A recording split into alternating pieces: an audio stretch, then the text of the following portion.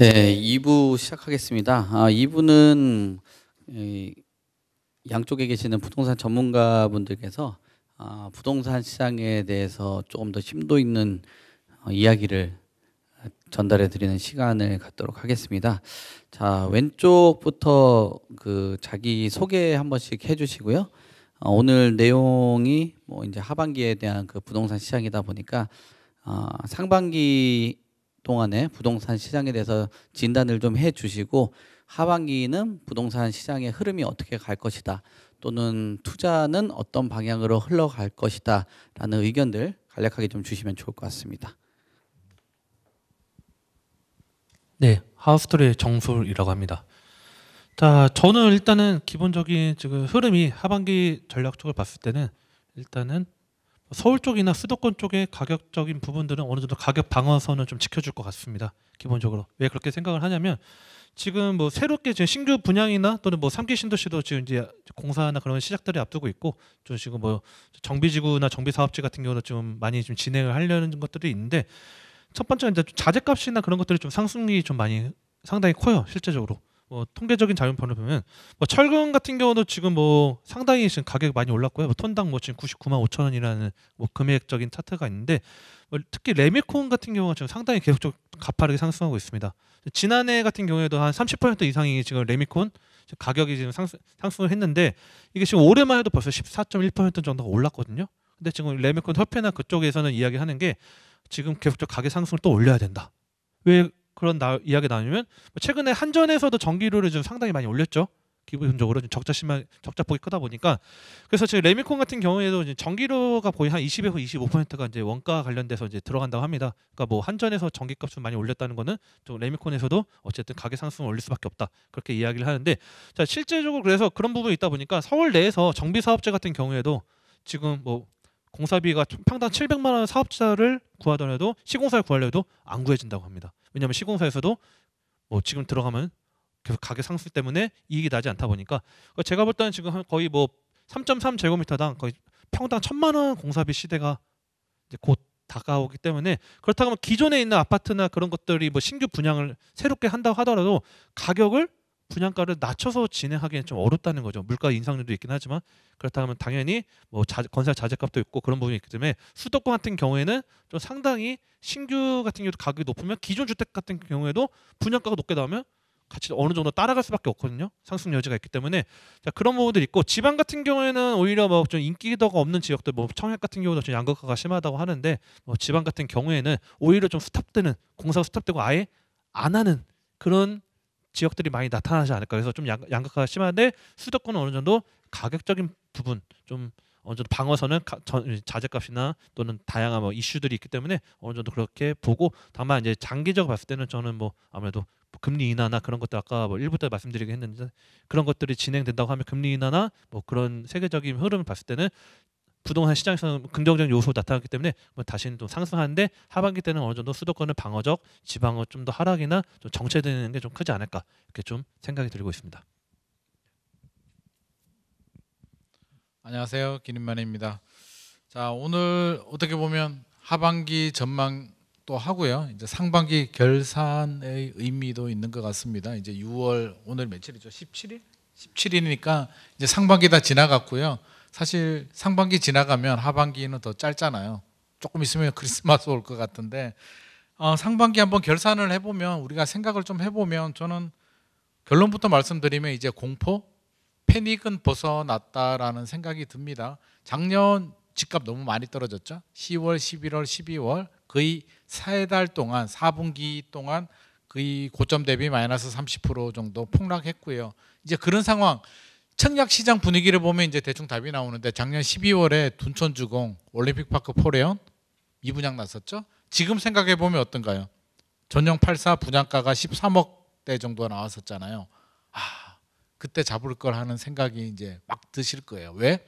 최근에 용인역 플랫폼 시티, 그 GTX역 생기는 그쪽 플랫폼 시티가 12억 원에 분양을 했었거든요. 저는 사실 약간 좀 부정적으로 봤어요. 거기가 그래도 용인인데, GTX가 물론 뭐 GTX도 들어오지만 12억이 지금 분위기는 좀 과하지 않나라는 생각을 했는데, 뭐 깨끗하게 다 해결이 됐거든요. 그래서 분위기가 이런 분위기다 보니까 광명도 그렇고요. 전체적으로 지금 좀 서울 수도권 지역들은 조금 살아나는 분위기입니다. 최근 뉴홈 이제 다음 주부터 이제 뉴홈 사전 청약하잖아요.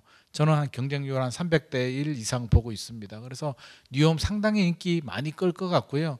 아마 여기 계시는 분들은 대상이 안 될 가능성이 높습니다. 저희들도 다 대상 안 될 겁니다. 무주택자들만 되기 때문에 혹시라도 자녀분들 중에 세대 분리가 되신 무주택자들이 있으면 뉴홈 그 서울에 계시는 분들은 동작구 수방사 전용 59가 8억 7천 정도 분양가 책정이 됐거든요. 반드시 하셔야 될 것 같고 고덕 강일 3단지 뭐 남양주 왕숙 3기 신도시죠. 안양 매곡 모두 시세 대비 한 80% 70% 정도 수준으로 책정됐기 때문에 반드시 노려봐야 되는 지역입니다. 이게 작년 12월에 분양을 했으면 아마 경쟁률이 이렇게 높게 나오지는 않을 것 같은데 지금 분위기라면 300대 1 무난하게 나올 것 같고요. 하지만 전국이 다 그렇지는 않습니다. 서울도 수유 쪽에 분양가 할인했음에도 불구하고 미분양이 소진 안 되는 지역들도 있거든요. 이제 옥석 가리기 진검승부가 저는 이제 시작이라고 봅니다. 2021년은 집값이 오를 것 같은 두려움 때문에 우리가 패닉이 왔었고요.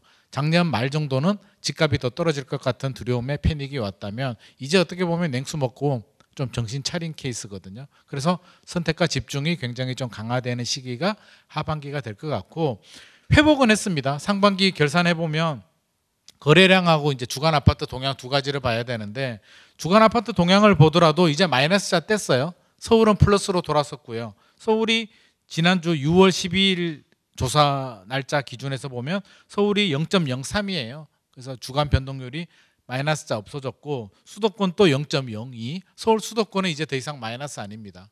한국부동산원이 보수적인 통계임에도 불구하고 마이너스 아니고요. 전국이 보면 마이너스 0.01이니까 거의 전국적으로 이제 마이너스 상황은 벗어났는데 문제는 상승, 대세 상승으로 이어지기에는 최근 흐름 자체가 기울기가 좀 완만해지고 있어요. 보합세 정도로 1월, 2월, 3월 좀 빠르게 회복을 하다가 이제 점점 기울기가 둔화되고 있는데 그게 무슨 의미냐면 집주인들은 호가를 올리고요. 급매물이 소화가 되니까 호가를 올리고 더 올라갈 것으로 당연히 기대를 하고 있고 금리 인상도 이제 3번 연속 동결이 됐죠.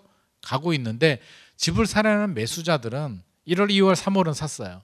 작년 하반기에 집을 사려는 분들이 무서워서 기다리고 있다가 이제 집값이 떨어지니까 급매물을 소진했는데 지금 5월, 4월, 5월, 6월 넘어가면서 이제 다음 타자들 2번, 3번, 4번 타자들이 주춤주춤 하고 있어요.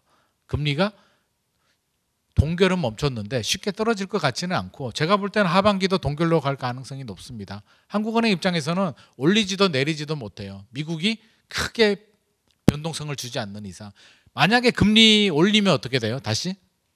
또다시 금리 불확실성이 확산이 되면서 집값 떨어집니다. 원하지 않겠죠. 정부나 한국은행 모두 부담스러운 상황이고요. 반대로 금리를 내렸다. 0.25라도 내렸다라고 하면 환호성을 지르면서 대규모 투자 수요가 유입이 되고 집값이 큰 폭으로 반등하기 때문에 내년 4월 총선 앞두고 한국은행이나 정부도 결코 바라는 상황이 아닙니다. 그래서 당분간 동결로 갈 것 같고요. 거래량을 보더라도 작년 10월, 11월, 12월은 뭐 500건, 550건, 800건, 1000건 이하 거래 올스톱 절벽이었는데 1월이 1,400건, 2월이 2,400건 서울 기준에서요. 3월이 2,900건 빠르게 회복을 하다가 4월 돼서 3,100건, 5월이 지금 3,000건인데 아마 30일이니까요. 거래하고 30일 내에 실거래 신고하니까 아마 5월이 제 생각에는 한 3,300건에서 3,500건 정도 될 것 같습니다. 그래서 이 정도 수준에서 이제 상반기 마무리가 되고요. 하반기는 이제 여름 휴가철 지나고 추석 어영부영 지나고 나면 거의 뭐 보합세로 유지될 가능성이 높을 것 같습니다. 그래서 결국에는 금리가 중요한 변수가 될 것 같고요. 앞으로 미국이 기준금리 이번에 동결을 하긴 했지만 하반기 더 올릴 수도 있고 지금 1.75 차이거든요. 1.75%포인트 미국하고 한국은행하고 차이인데 더 벌어지게 되면 자금 유출이 발생할 수도 있기 때문에 한국은행 입장에서는 미국 상황을 좀 예의주시를 할 것 같고요. 이제부터 이제 진검승부 성분 시작이니까 우리는 좀 냉정하게 옥석을 가리고 마냥 넋놓고 있으면 안 될 것 같고요. 열심히 전략을 잘 세워서 하반기 내년 부동산 시장 전략 좀 충분히 준비하는 알찬 시간을 우리 하반기에 좀 준비를 해야 될 것 같습니다.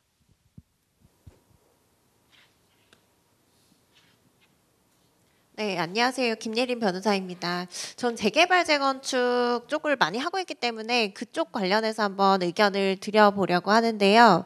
이 재개발 재건축 관련해서 사실 실무에서 봤을 때는 이제 조금씩 온기가 돈다라고 볼 수 있을 것 같아요. 그래서 금매나 이런 것들은 많이 소진이 됐고, 예전에 이제 제 세미나 할 때도 뭐 서울의 이제 주요 재개발들, 그래서 한남동이나 뭐 이런 곳들 지금 굉장히 프리미엄 조정 많이 돼서 나오니까 매수하셔도 좋다라고 말씀드렸었는데, 실제로 그런 금매들은 지금 거의 소진이 됐다라고 보시면 돼요. 이게 재개발 재건축 같은 경우에는 사실 상당히 규제 완화가 많았어요. 그래서 안전진단 완화라던가 뭐 제초안도 아직 통과는 안 되고 있지만 어쨌든 그 완화하는 방향으로 가겠죠. 그리고 시공사 선정 시기 같은 경우에도 서울시는 원래 이제 조합 설립 인가 이후에 못 뽑고 사업 시행 인가까지 나야 시공사 선정이 가능했는데 하반기부터는 조합 설립하고 나면은 이제 시공사 선정이 가능해지거든요. 이렇게 되면은 자금줄이 들어오니까 아무래도 사업 속도에 좀 탄력을 붙을 수밖에 없고요. 그리고 이제 서울시 같은 경우에는 신통기획에서 굉장히 사업체별로 규제 완화 같은 것들이 많이 이루어지고 있다 보니까 재개발 재건축 사업이 좀 속도를 붙는 그런 곳들이 많이 보이고 있어요. 그리고 이제 이번 달만 하더라도 고도 제한 완화 관련해서 이슈가 있거든요. 그래서 서울시에서 아예 도시관리 계획을 바꿔서 남산 경관지구 일부를 좀 풀겠다라는 지금 의견을 밝혔고, 실제로 강서구나 양천구 이런 쪽들도 지금 고도 제한 완화하려고, 그리고 일부 이제 엊그저께 뭐 신월동에 뭐 7-1구역 이런 데들은 신통기획 그 안이 나왔는데 거기서 이제 고도 제한 완화해 주는 걸로 나왔기 때문에 뭐 이런 부분들이 계속 이제 좀 재건축 재개발 사업에 활기를 불어넣겠다라고 보이는데, 말씀하신 것처럼 제가 봤을 때도 이제 옥석 가리기가 굉장히 중요할 것 같아요. 그래서 모든 재개발 재건축 사업지라고 해서 투자 가치가 있다 이렇게 보기는 어렵고, 좀 지역별로 보시기도 해야겠고, 같은 단지라고 하더라도 그 주변의 수요나 이런 것들에 따라서 좀 가성비 있는 투자가 될 수 있게 그런 물건들을 좀 가리셔야 되는데, 이제 간혹 물어보시죠. 그래서 막 이런 뭐 단지를 한 10개를 주시면서 그 단지 중에서 투자해도 되는 게 어디가 좋겠냐 이렇게 물어보시는데, 제가 볼 때는 하나도 좋은 게 없는 경우들도 많아요. 예. 그래서 왜냐하면은 이제 같은 투자금이라고 했을 때 저희는 이제 그 단지나 뭐 어떤 지역을 많이 알고 있으니까 거기서 가장 가성비가 좋은 곳들을 뽑을 수가 있거든요. 근데 일반적으로는 그게 좀 어려우시다 보니까 좀 그런 부분들이 좀 전문가 도움 받으시는 게 좋겠다라는 생각이 들더라고요. 예를 들어서 이제 지난번에도 한번 메이플자이 관련해서 심판포 4지구거든요. 그래서 여기 이제 그 평당 한 8천만 원 정도 조합원 분양을 받을 수 있는 물건이 있는데 이거 매수를 하는 게 어떻겠냐라고 물어보셨어요. 몇 개월 전에. 근데 이제 그 당시에 좀 너무 비싼 거 아니냐라고 하셨는데 매수하시라고 의견을 드렸죠. 근데 최근에 이제 레미안 원베일리 같은 경우에 지금 거의 평당 1억 2천에서 3천 거래되고 있잖아요. 예, 그런 것들 봤을 때는 좀 좀 옥석을 가리는 눈이 필요할 것 같다. 그리고 예를 들어서 그 단지별로 지역별로 봤을 때도 그 내부에서 물건에 따라서 좀 가성비가 투자 수익이 다를 수가 있거든요. 그래서 예를 들어서 제가 지난번에 이제 토마토 집통 세미나 때 가련 1구역 소개를 한번 해드렸었는데, 이런 데는 사실 이제 이게 은평구이거든요. 그러다 보니까 큰 평형 수요가 별로 없어요. 그래서 아주 작은 무허가 건물이나 이런 권리가액이 낮은 물건을 사시더라도 큰 평형에 당첨될 수 있는 확률이 높아지는 거예요. 그래서 실제로 이런 거 분양을 받으셔가지고 원래 이제 보통은 작은 물건 사면 큰 평형 분양 못 받거든요. 근데 이제 그 지역이나 뭐 이런 것들 별로 좀 이제 투자 수익 면에서 좀 유리한 것들을 찾으실 수가 있는 부분들이 있고, 그리고 또 한 군데 이제 인천 같은 데들은 그분이 투자금이 굉장히 적은 분이었어요. 뭐 2-3천만 원밖에 투자가 안 되는 경우였는데 여기 이제 청천 푸르지오라는 아파트를 매수를 하셨거든요. 근데 그 이유가 뭐냐면 여기 청천 1구역, 2구역이 굉장히 이제 대단지로 재개발 구역으로 해서 들어오게 되는데 근데 당시에 이제 돈이 적음에도 불구하고 투자금이 적음에도 불구하고 전용 5구형이 아니라 전용 84형 매수를 했었거든요. 그 이유가 뭐냐면 이 주변 대단지에 84형 자체가 별로 없는 거예요. 그러다 보니까 84형 공급이 별로 없으면은 좀 희소 가치가 있겠다라고 해가지고 투자를 하셨었는데 실제로 이제 요즘에 인천이 공급이 많아져서 좀 하락이 두드러졌잖아요. 그럼에도 불구하고 그렇게 크게 조정을 받지 않고 지금 다시 상승세로 돌아선 곳이거든요. 그래서 이런 것들 고려하셨을 때는 말씀하신 대로 이제 지역별로도 좀 옥석 가리기를 하셔야 되고 또 같은 이제 지역이나 단지 내라고 하더라도 거기서 이제 투자 가치가 좀 좋은 물건을 가리시는 부분이 필요할 것 같습니다.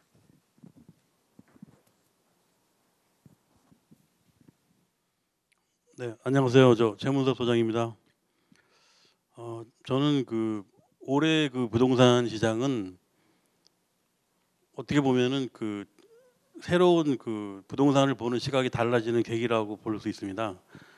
보통 일반적으로 그 사이클이나 뭐 통계 이런 거를 보면은 현재 실거래가하고 이렇게 비교해 보면은 항상 2달이나 3달 정도 늦거든요. 그래서 국민들이 많이 그 속기도 하고요. 또 전문가들도 실제는 그 시장에서 움직이는 가격이랑 또 이게 통계나 이렇게 뭐 조사로 의해서 나와 사이트에 알려진 거하고는 차이가 많이 있습니다. 근데 제가 우려하는 거는 집값이 지금까지 왜 올랐나 제가 가만히 생각해 보니까 그 이명박 정부, 박근혜 정부 그 시절에 굉장히 그 전세 융자를 많이 해줬거든요. 그 없던 전세금이 문제가 있었는데 없던 전세금을 융자를 많이 늘려주다 보니까 갭 투자가 생기고, 그리고 제가 부동산 얘기하면서 정치 얘기는 안 하려고 그랬는데 사실은 지금 제가 우려하는 거는 그 노무현 정권 때 그 우리나라 정부를 많이 지방으로 이전했잖아요. 결국 그 지방을 이전하는 조건으로 뭐 심지어는 수도를 충청도로 옮긴다 그래가지고 대통령이 된 것 같고, 그리고 세월이 지나서 보니까 처음엔 공무원들이 지방에 가서 버스 타고 다니면서 열심히 서울도 출퇴근하다가 최근에는 보따리 싸가지고 아예 지방으로 내려가는 분이 많으세요. 저는 이게 2023년도 가을에 후반기에 사회적인 큰 뉴스가 될 것 같아요. 그래서 제가 늘 항상 부동산 중에 아파트는 별로 관심이 없었는데 뭐 여러분들이 하도 한마디씩 하니까 저는 지자체가 이제 움직인다. 그리고 서울에 살면서 사람들이 많이 실증을 느꼈거든요. 그동안 힘들기도 하고. 그렇게 해서 가장이 이제는 지방으로 가자. 그렇게 지방으로 가자고 해서 따라가는 가족이 한 6만 명이랍니다. 6만 명. 그 6만 명이 서울에서 가장이 지방으로 떠나는 거거든요. 뭐 한국은행도 내려갈 거고 뭐 내려가 있기도 하고 뭐 한전이나 뭐 그 제가 고향이 충청도 단양인데 진천만 해도 그 정부 기관 10개가 내려와 있더라고요. 그래서 충청도 사람들도 옛날 충청도가 아니에요. 가보니까 뭐 서울이나 똑같아요. 먹는 것도 우리보다 더 잘 먹고, 전라도 나주나 뭐 이렇게 전라남도 전국적으로 지자체가 우리가 흩어졌거든요. 이게 정보기관이 내려갔다는 것은 처음에는 별 반응이 없다가 최근에 지금 그 수요가 엄청 늘고 있어요. 우리가 알게 모르게 이웃집에 살던 고급 공무원이 보따리 싸가지고 통째로 집을 두고 갔거든요. 근데 가서 그 집안 가서 사는 거죠. 전에는 그래도 뭐 애들이 안 크고 어리고 그러니까 이제 이사를 안 갔지만 이제 자식들도 크고 그러니까 공무원들이 돈도 줄일 겸 내려간 거예요. 그래서 우리가 서울은 서울대로 힘들어요, 사실은. 그래서 이런 것이 부동산 시장에 굉장히 뉴스가 될 것 같은데 올 가을이 된다고 해서 후반기라고 해서 뭐가 갑자기 달라지지는 않습니다. 하지만 우리가 지금 우리나라가 어떻게 흘러가고 있는지, 부동산이 왜 자꾸 그렇게 뉴스에 많이 나는지 그런 걸 관심을 가지시면 그 공무원들이 우리가 모르는 사이에 보따리 싸가지고 지방으로 많이 흘러갔다. 그 사람들이 다시 돌아오진 않을 거예요.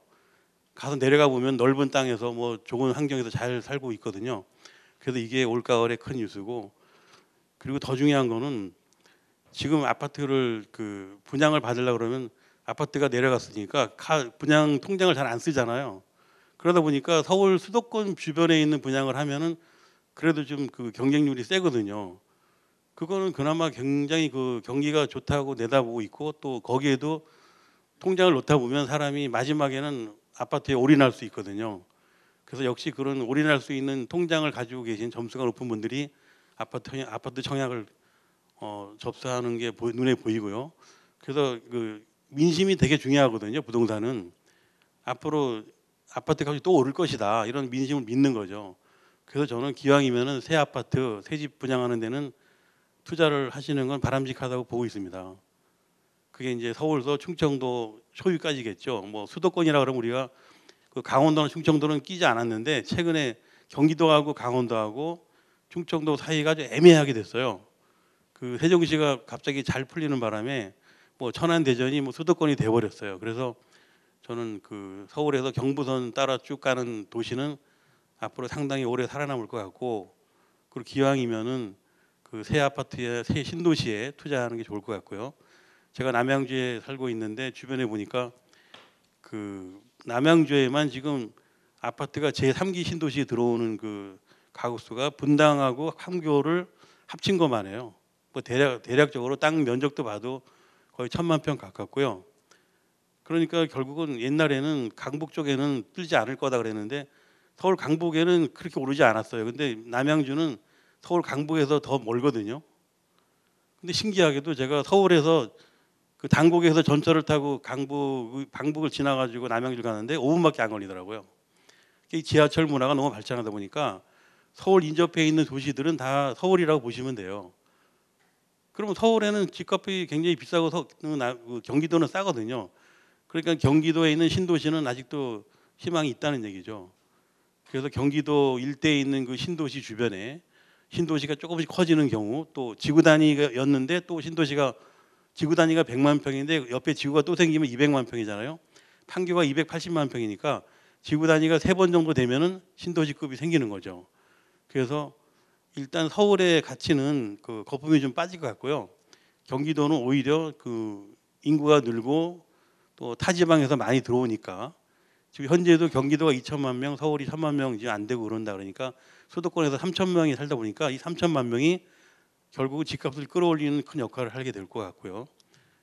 그래서 결론은 우리나라가 지금 경기가 좋은 것은 아닌데 현 정부가 초창기 때 그 특례 보금자리라고 거의 돈을 36조 원을 풀었는데 저는 처음에 되게 의심을 했어요. 그 많은 돈을 풀어서 언제 거둘 것인가. 근데 한 3개월 동안 거래된 거 보니까 다 걷어들일 수 있겠더라고요. 왜냐하면 이게 취득세가 또 받을 수 있죠. 거래가 되면 또 양도세도 받을 수 있죠. 또 등록세도 받을 수 있고. 그게 정부도 살림이니까 올해 상반기에 정부에서 모아야 될 그 세금이 약 50조 원이었답니다. 50조 원. 그 중에서 35조 원이 거치고 한 15조 원 가까이가 세금을 못 받은 거죠. 그러니까 36조 원을 그 선투자로 특례 보금자리로 풀었기 때문에 경기가 우리는 피부에 못 느끼지만 경기가 살아나고 있는 겁니다. 그러니까 역시 정치하는 분들은 얼마든지 부동산을 올릴 수 있다. 그리고 더 내리지 않게 하는 것도 정치다. 앞으로 올릴 수 있는데 조금씩 올릴 것이냐 아니면 많이 올라가게 할 것이냐. 제가 원희룡 장관하고 저하고 누가 머리가 좋은가 연구해 봤는데 권한을 주는 사람이 훨씬 더 머리가 좋더라고요. 그래서 저는 일단은 그 현 정부를 믿고 있고요. 과거에 어떤 정부도 부동산하고 안 싸워서 그냥 조용히 사라진 정부는 없습니다. 근데 결국 부동산을 이길 수 있는 정책은 없어요. 부동산의 앞날은 사실은 아무도 몰라요. 그러니까 여러분들도 너무 많은 기대를 하지 마시고 내가 돈이 있다면 그냥 좀 넓은 신도시 그런 데다 투자해 놓고 사시는 게 바람직하고요. 저는 앞으로도 계속 그 새로운 집, 신도시 그런 데 굉장히 관심이 많다고 기억해 주시면 감사하겠습니다. 감사합니다. 박수를 받으셨네요. 네.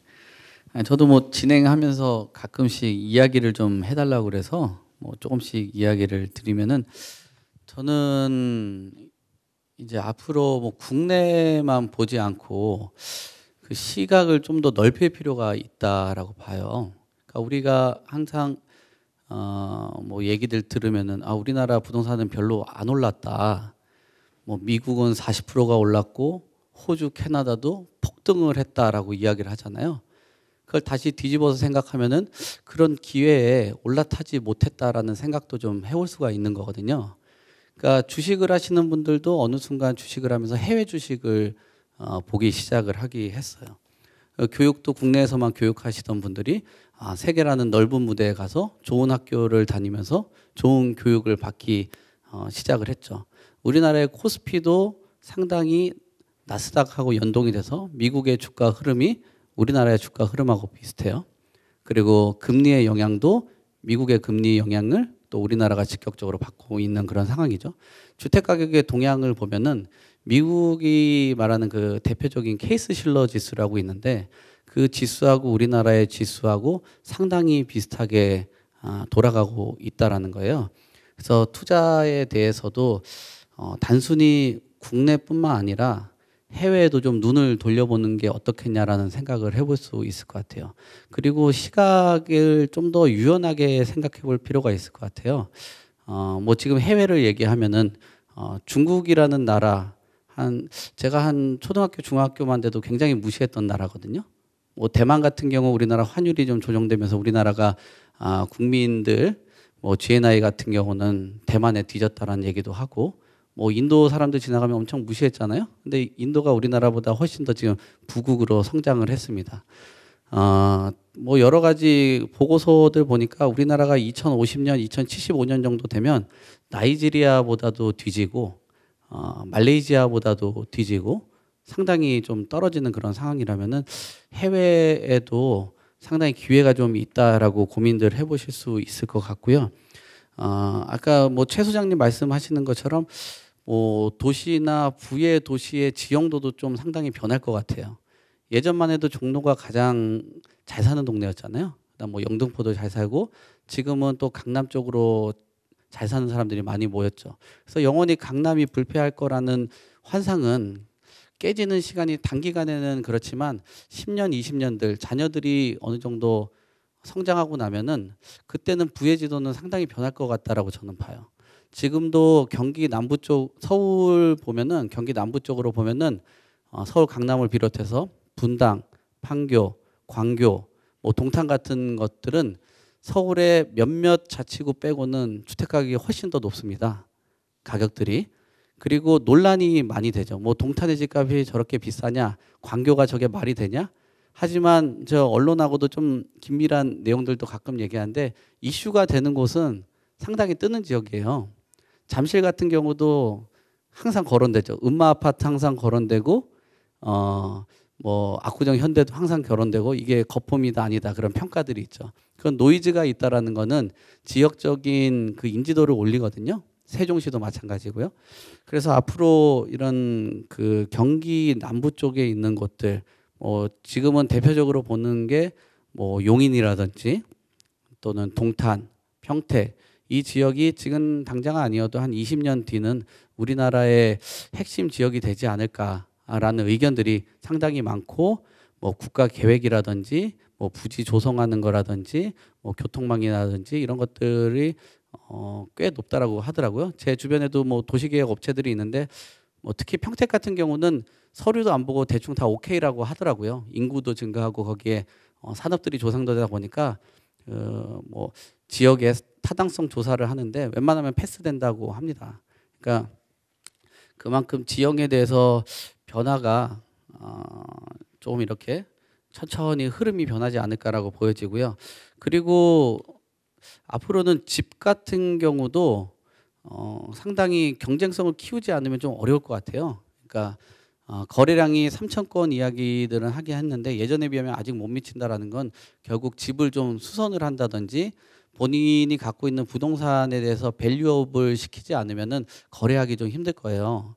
그래서 혹시라도 여기 건물을 갖고 계신 분들 같은 경우는 좀 손을 보거나 수선을 해서 가치를 좀 올려서 매각을 한다든지 내 집 옛날처럼 그냥 집 청소해서 깨끗하게는 안 될 겁니다.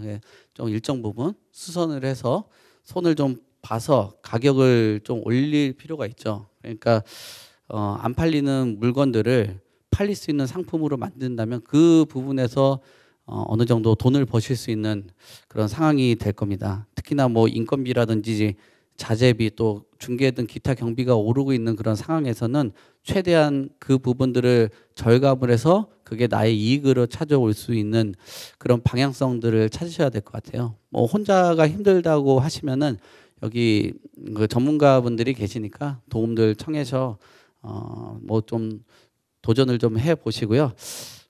앞으로 뭐 부동산 시장은 쉽지는 않겠지만 그래도 시각 자체가 뭐 잘 안 되는 본인의 부동산 계속 쥐고 있지 마시고 또 왜 안 되는지 원인을 좀 파악을 해서 매각을 한다든지 또 매수를 한다든지 그런 방향들을 찾으면 좋지 않을까. 결론은 시각을 좀 더 다양화하는 그런 시기가 됐다라고 하면서 정리를 하도록 하겠습니다. 제가 좀 얘기가 길었는데 이제 마지막으로 왼쪽서부터 뭐 투자 뭐 전략이라든지 지형 뭐 이런 것들 뭐 1인당 한 2분씩만 얘기하시고 3부 질의응답 궁금해 하시니까 그걸로 넘어갈게요. 뭐 다양한 투자들이 있긴 할 텐데 저는 뭐 지역적인 것들을 봤을 때 좀 두 가지로 좀 투트랙으로 가면 좋을 것 같아요. 주택으로 봤을 때는 아까 뭐좀 최 소장님께 말씀하신 것처럼 3기 신도시를 좀 눈여겨보시면 좋을 것 같고요. 실제 1기 신도시 같은 경우는 지금 지하철망이 다 완성이 돼 있죠. 1기 신도시는 이미 완성이 돼 있는데 2기 신도시 같은 경우는 좀 서울이나 업무지에서 떨어진 경우가 상당히 많습니다. 그래서 뭐 판교 같은 경우는 인기가 있지만 또 어떤 지역들은 뭐 지하철 뭐 우리가 보면 뭐 지하철 같은 데 그런 것들이 개통이 원래 계획이 있었는데 그런 것들이 없다 보니까 좀 떨어진 부분들이 있는데 3기 신도시 같은 경우 입지 상당히 탄탄하기 때문에 좀 젊은 분들 특히 뭐 청약이나 뭐 그렇게 좀 무주택다 하시는 분들은 좀 3기 신도시 좀 눈여겨보시면 좋을 것 같고요.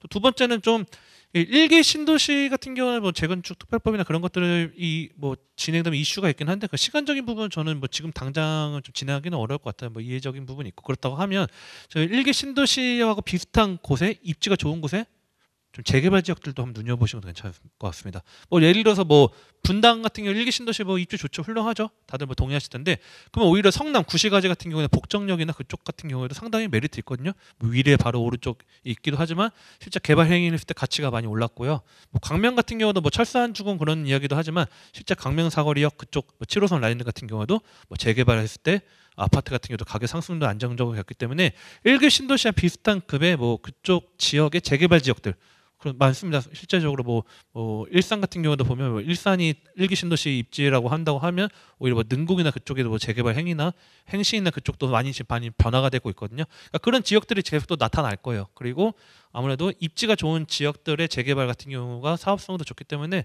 뭐 그런 지역들 그래서 뭐 어느 정도 좀 자금력이 있으신 분들은 그런 것들을 좀 눈여겨보시고 좀 자금력이 좋지 않거나 또 이제 신규적으로 이제 부동산을 좀 뭐 시작을 하시려는 그런 젊은 분들 같은 경우는 좀 상기 신도시에 좀 입지 좋은 지역들을 눈여보신다고 하면 그렇게 뭐 두 가지 전략으로 좀 하면 좀 결과적으로는 어쨌든 안정적인 결과 그리고 뭐 다른 지역 대비했을 때는 좀 더 뭐 가격 떨어졌을 때 가격 뭐 방어율이나 뭐 저항 같은 거나 지지 같은 경우도 좀 버텨줄 수 있기 때문에 뭐 그런 지역들 좀 눈여겨보시면 좋지 않을까. 그래서 하반기 어떻게 보면 상기 신도시 하반기 이제 뭐 본격적으로 어떻게 보면 신호탄 나올 텐데 그런 것들을 좀 준비하셔서 좀 성공적인 투자 하시면 좀 좋지 않을까 이렇게 정리를 하겠습니다.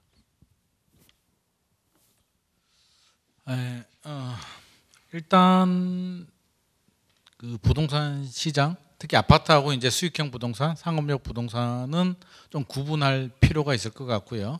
아파트 먼저 말씀드리면 아파트 시장은 흐름이에요. 타이밍이 굉장히 중요하고 흐름이 중요한데 아파트는 사실 좀 쉬워요. 기다릴 수만 있으면, 버틸 수만 있으면. 왜? 지금 고가에 설사 고평가된 부동산을 아파트를 잡더라도 한 10년 지나면 다 회복이 되거든요. 우상향하면서 그 가격이 다 극복이 되기 때문에 제가 쭉 지켜보니까요. 한 15년, 한 20년 쭉 아파트 시장 흐름 지켜보니까 정확한 타이밍 잡기는 굉장히 어렵더라고요. 우리가 미래는 신의 영역이기 때문에 결국에는 필요한 사람이 그냥 필요해서 사는 사람들이 항상 정답이더라고요. 그래서 첫 번째 필요한 사람들은 저는 언제라도 움직이셔도 좋은데 최근 흐름이 이제 대세 상승은 아니잖아요. 2021년이 정점이었고요. 당분간은 이제 조정장으로 좀 갈 가능성이 있기 때문에 필요하신 분들이라면 고점 대비 이제 가격이 얼마 정도 조정된 급매물 정도라면 필요하신 분들은 하셔도 괜찮을 것 같고요.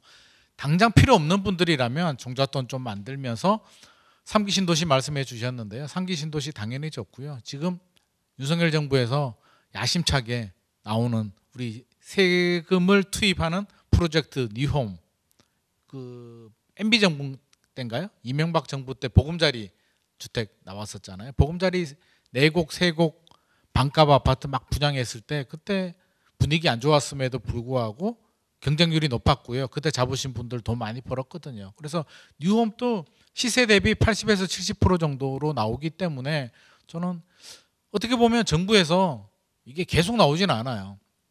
선물을 준다라고 생각하거든요. 임기 내에 어떻게 보면 세금을 투입해서 분양가를 낮춰서 공급을 해주기 때문에 자격 요건이 되시는 분들이라면 자녀분들 물론 당첨 가능성은 낮지만 적극적으로 이런 정부에서 우리가 세금 내고 선물을 주는데 안 받아 먹을 이유는 없다라고 보여집니다. 적극적으로 청약을 하시는 게 좋을 것 같고요.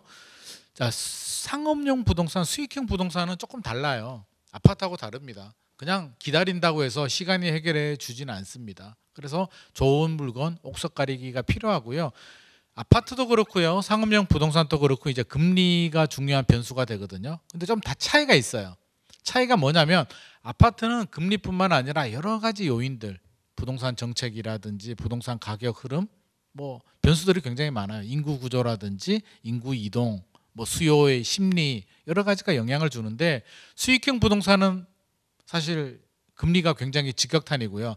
최근에 동반 아파트와 수익형 부동산이 동반 하락을 했는데 물론 원인은 금리지만 만약에 올해는 좀 힘들 수도 있지만 내년에 금리가 인하로 돌아서게 된다면 대출 금리가 내려간다면 아파트는 또 몰라요. 내려가면 일시적으로 반등을 할 수는 있지만 여러 가지 정책이라든지 우리가 예측하지 못하는 변수들에 따라서 보합세가 더 유지될 수도 있고요. 상승이 될 수도 있고 반대로 하락이 될 수도 있는데 수익형 부동산은 단순하거든요. 수익률이거든요. 근데 최근에 약세를 보이는 이유가 대출이자 부담이 월세보다 더 많으니까 누가 사겠냐고요. 근데 대출이자 부담이 내려가는 순간 수익형 부동산은 수익률이 상당히 개선이 되거든요. 그러니까 수익형 부동산 같은 경우는 금리가 좀 더 직접적으로 영향을 줄 수는 있겠다. 그러면 수익형 부동산은 저는 뭐 틈새 상품 이런 거는 별로 좋아하지는 않고요. 뭐 이런 말씀 드리면 그렇지만 뭐죠? 뭐 생활형 숙박시설이라든지 뭐 이런 틈새 상품보다는 저는 주력 상품들, 상가도 이제 옥석을 가려야 되겠지만 상가, 오피스텔 최근에 좀 힘들긴 하지만 오피스텔, 지식산업센터 중에서 역세권에 위치 좋으면서 금리가 내려갔을 때 대출이자 부담이 줄어들었을 때 안정적인 수익률을 유지할 수 있는 곳이라면 물론 필요하신 분들, 젊은 분들은 사실은 수익형 부동산 할 필요는 없고요. 좀 연세가 있으신 분들, 나이대가 있으신 분들, 안정적인 수익 구조가 필요하신 분들이라면 수익 그 자본 이득이라고 하죠. 캐피털 게인을 노리는 아파트 투자만 고집하기보다는 저는 포트폴리오도 좀 필요하지 않나. 왜? 우리 인생이 그렇잖아요. 안정적으로 내가 죽을 때까지 편하게 행복하게 잘 살다 가는 게 어떻게 보면 가장 중요한 부분이기 때문에 필요한 분들이라면 아파트만 고집하지 마시고 다양한 상품에도 좀 눈을 돌리면서 전략적인 고민을 할 필요도 있을 것 같습니다.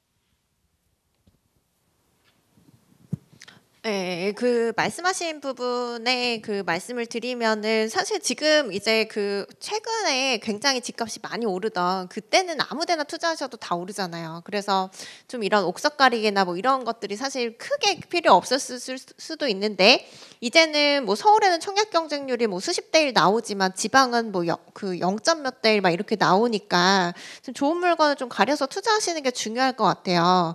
근데 제가 드리고 싶은 말씀은 전문가 도움을 받으시라는 걸 좀 권해드리고 싶어요. 너무 당연한 얘기긴 하지만 왜냐하면 제가 이제 그 법률뿐만 아니라 또 투자를 원하시는 분들 컨설팅을 하다 보면은 가장 많이 드는 생각이 저 투자금으로 왜 저기 투자를 할까 이런 생각이 많이 들거든요. 좀 답답할 때가 많아요.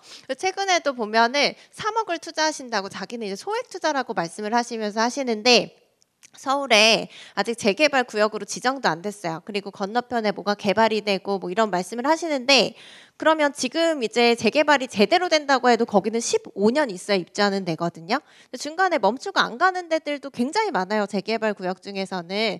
뭐 재건축 단지지만 음마 아파트 같은 데는 지금 2003년도에 추진위원회 만들어졌지만 아직까지도 뭐 제대로 못 가고 있잖아요. 이런 것들 고려하셨을 때는 3억이 15년, 20년 묶어두기에는 좋은 투자는 아니시죠. 그러면 이제 향후에 당장 입주가 가능하면서도 가성비가 좋은 그런 단지들이 분명히 있거든요. 그래서 이런 것들을 좀 추천을 받으셨으면 좋겠고, 그리고 이제 아까 고도 제한 말씀드렸는데 이런 것들로 인해서 수혜를 받는 지역이나 단지들이 있을 수가 있어요. 예를 들어서 뭐 용산구다라고 했을 때는 다들 비싸다고 생각하시는데 용산구에서도 뭐 20억 들여서 이제 투자할 수 있는 곳이 있는가 하면 뭐 2억대로도 투자를 할 수 있는 곳들이 있거든요. 근데 이런 곳들은 사실 이제 금액이 많이 들수록 더 안전하고 뭔가 투자 가치가 좋을 수는 있겠지만 뭐 2, 3억 들여서 투자를 하더라도 괜찮은 곳들이 있거든요. 그래서 이런 내 자금 계획에 맞춰서 좀 투자를 할 수 있는 것들을 좀 추천을 받으시면 좋을 것 같아요. 그래서 이게 지역별로도 마찬가지고 이제 아까 말씀드린 것처럼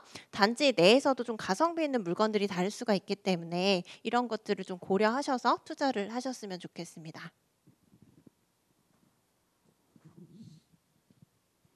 네, 저는 경험 위주로 얘기를 많이 드리고 있습니다. 제가 한 10년 전에 저를 아는 분들이 한 5분이 저 꼬임에 속아가지고 판교로 오신 분들이 계시거든요.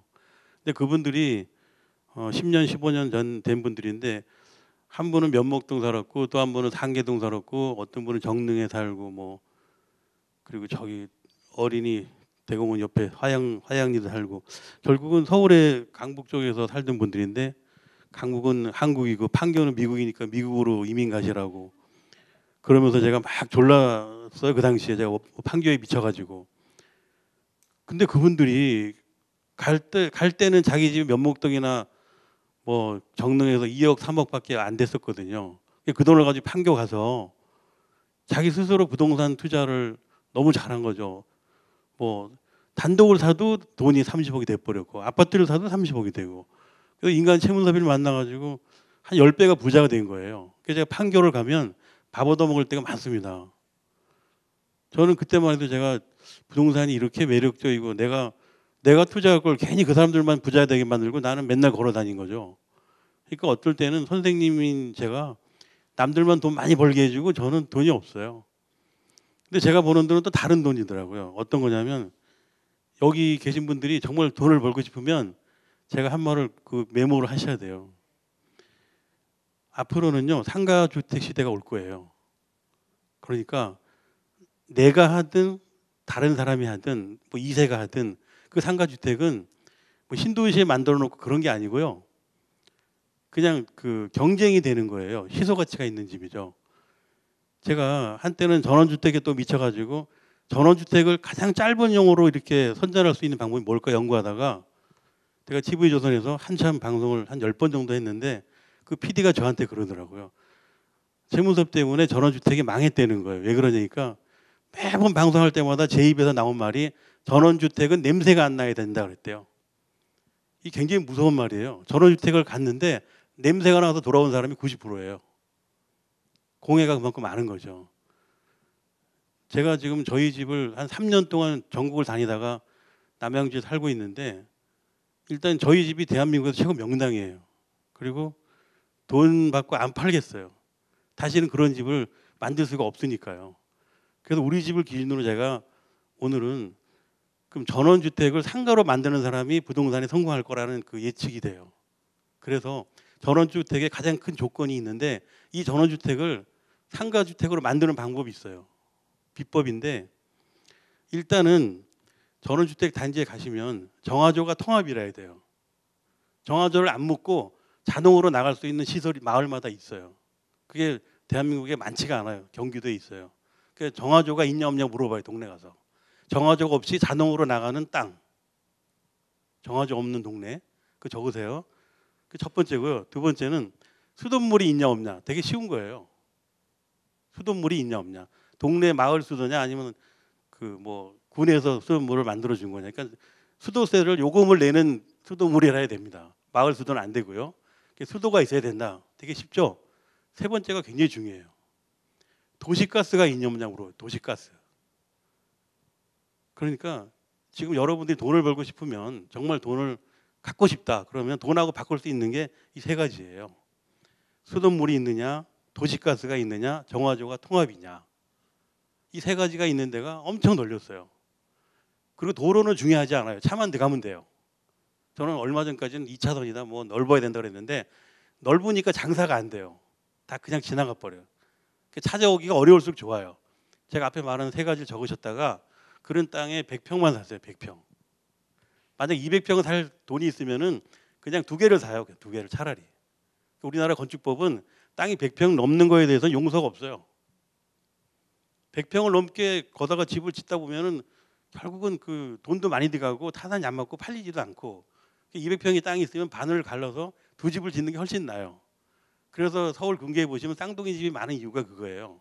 한 사람이 갔는데 너무 큰 거예요. 그러다 고민하다가 자기랑 가장 친한 사람을 불러들이는 거예요. 그러다가 나중에 뭐 땅콩집도 생기고 뭐 이상한 집이 많이 생긴 거죠. 우리가 맨날 저기 그 LG 트윈타워 보고 배운 게 맨날 쌍둥이 집을 짓는다 그래요. 사람들 그거 보고. 그러니까 이 대표적으로 누군가가 잘못 간 길인데 계속 따라가는 거죠. 그래서 여러분이 이제는 전 국민이 부동산 전문가고 제가 보기에는 내가 집을 사거나 뭐 땅을 팔거나 뭐 건물을 짓거나 내가 볼 때는 한 이틀만 연구해서 공부하면 우리가 20년 한 것만큼 공부할 수 있는 그런 좋은 시대예요. 이놈의 검색창에 뭐 없는 게 없잖아요. 다 있기 때문에 여러분들이 돈을 벌고 싶다면 전문가가 돼야 돼. 한 이틀만 공부하고 그리고 제가 말씀드린 도시가스, 통합, 정화조, 수도 세 가지가 있다면 땅은 있잖아요. 땅도 남향이고 북향이고 그런 거 따지지 마세요. 그냥 건축 허가만 나면 돼요. 이 장사를 하다 보면요. 근데 1층은 그 전원주택 가가지고 1층에 살려고 하지 마세요. 1층은 반드시 상가를 해야 돼요. 왜냐하면 동네 차도 지나가고 동네 개도 지나가고 1층에서 잠을 굳이 잘 필요가 없어요. 제가 다락방에서 지금 10년째 살고 있는데 세상이 너무 편한 거죠. 다락방이 63빌딩 정상 같아요. 그리고 기왕이면 뷰가 있으면 좋겠어요. 전망. 제가 우리 집은 땅이 100평인데 저희 다락방에서 보는 그 전망이 100만 평이 보여요. 100만 평이. 100만 평이면 엄청 큰 거예요. 별내 신도시, 별내 지구 하나 많은 거죠. 별내 지구. 그리고 여러분들은 꿈이라는 게 다 누구나 있잖아요. 그죠? 제가 잠이 안 와가지고 이길려 박사 그 일대기를 쭉 보다 보니까 그분이 공통적인 첫 번째부터 끝날 때까지 말이 꿈이더라고. 꿈을 버리지 않고 계속 쫓아간 거죠. 그러니까 여러분들이 부동산을 공부하고 부동산 뉴스를 듣고 그러다 보면 내 꿈이 도대체 뭐야? 그래, 상가주택이야. 내가 장사를 할지 모르더라도 1층에서 뭐든지 자기 취미를 가지고 장사를 하면 손님이 다 모이게 돼 있어요. 그러니까 누구나 다 자기가 먹고 살 만한 기술은 다 있어요. 안 해서 그렇지. 하다못해 라면을 끓여 팔아도 되고 뭐 하다못해 뭐 옛날 그 무슨 전통차를 팔아도 되는 거예요. 그러니까 내가 내 집에서 내 땅에서 뭔가 하면 그 사람 얼굴 보고 가거든요. 그래서 저는 이렇게 서울 경기도 지나가다가 산골짜기에 부부가 이렇게 장사하고 사는 사람 보면 굉장히 그 도와주고 싶고 막 홍보도 일부러 해주고 그래요. 그러니까 오늘은 땅은 100평 정도고 그 세 가지가 되는 지역을 꼭 만나게 되면 그게 명당이다. 그리고 우리 바로 옆에 집이 안 팔리는데 그 땅을 왜 안 사가는지 모르겠어요. 그렇게 좋은 땅인데. 제가 친한 사람을 다 얘기했더니 내가 아무리 친해도 내가 아무리 말을 잘해도 말을 안 들어요. 그렇다고 옆에 집을 여러분들한테 가르쳐 줄 수는 없고 여러분들은 그 세 가지가 접해 있는 땅은 현재 시가로 최소한 1,000만 원 가는 땅이에요. 그 1,000만 원 가는 땅을 한 200만 원쯤에 살 수 있을 거예요. 그러니까 그게 얼마나 횡재예요. 내가 상가주택을 질 수 있는 세 가지가 그 되어 있는 땅이 1,000만 원 현재 시가로 제가 볼 때 1,000만 원 가는 땅인데 한 200에 팔리고 있으니까 얼마나 싼 거게요. 그러니까 중요한 거는 그런 자리를 꼭 찾으시라는 거죠. 올 가을에는 그런 땅을 꼭 찾으셔가지고 저한테 물어만 보세요. 저한테 뭐 일을 달라 돈을 달라 하지 않을 테니까 저한테 꼭 물어보세요. 감사합니다. 네, 또 박수를 받으셨네요. 네. 그럼 이분은 전망이라든지 그다음에 투자 지역, 투자 방향 이런 거 이야기했고요.